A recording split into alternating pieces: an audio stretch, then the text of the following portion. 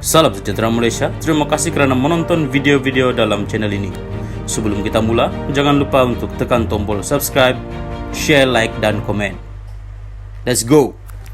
Salam sejahtera dan salam perpaduan kepada seluruh rakyat Malaysia. Berita panas malam ini bertajuk Tak sokong PAS, musuh Islam.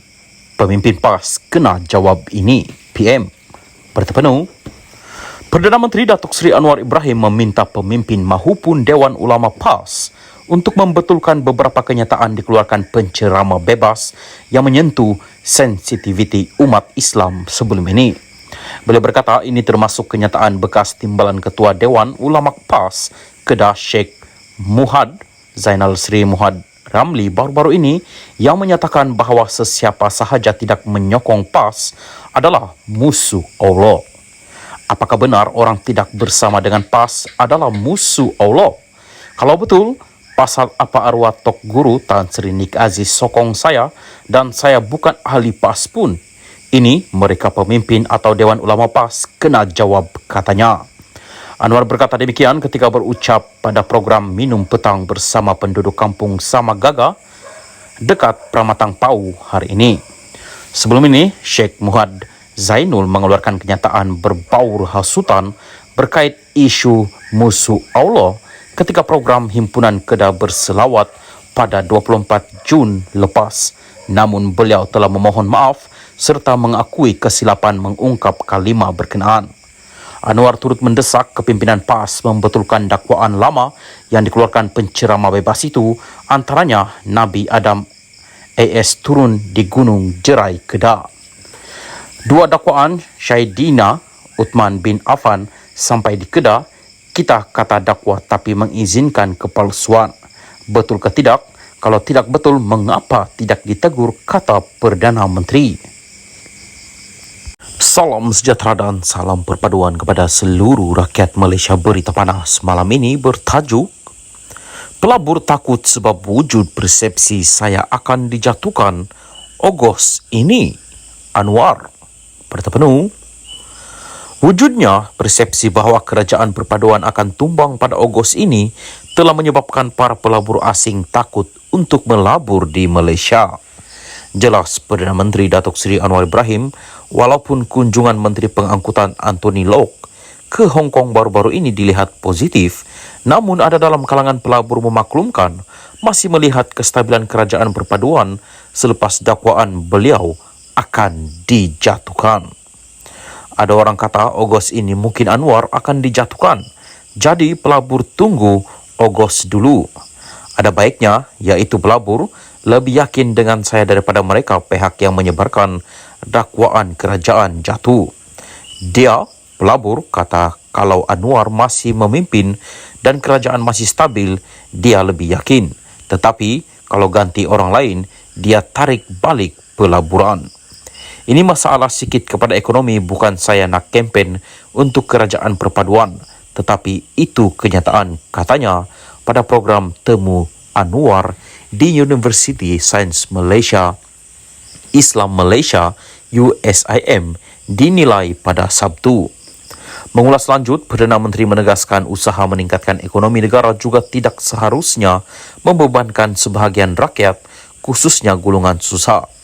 Menteri Kewangan itu berkata, beliau tidak sanggup menarik pemberian subsidi secara drastik seperti dilakukan Indonesia, walaupun tindakan itu boleh memberikan keyakinan kepada para pelabur.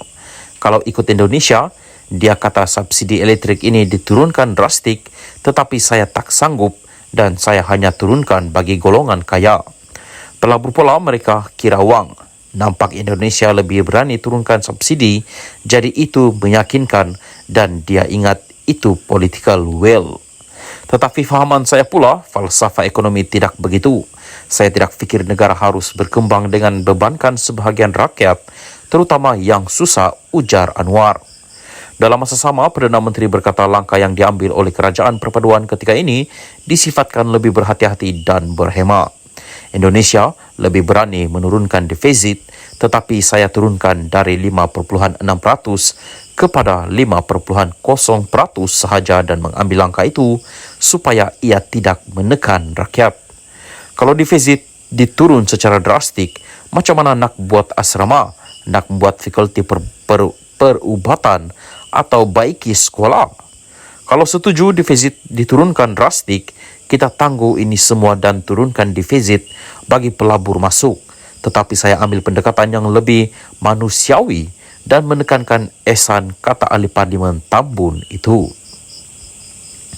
Salam sejahtera dan salam perpaduan kepada seluruh rakyat Malaysia. Berita panas hari ini bertajuk Kesihatan Abdul Hadi merosot, anak mohon doa, solat hajat.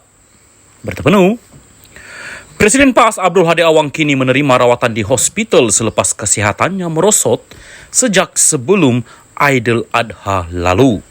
Perkara itu dimaklumkan anaknya Muhammad Khalil Abdul Hadi menerusi catatan di Facebook pagi ini. Mohon doa dan solat hajat khusus untuk kesembuhan Ayanda Tuan Guru. Kesehatan Ayanda sedikit merosot sebelum Aidil Adha dan kini sedang menerima rawatan dan pemantauan lanjut oleh pihak dokter di hospital, katanya. Bagaimanapun, Muhammad Khalil yang juga adun batu buruk tidak memaklumkan lokasi hospital Abdul Hadi dirawat.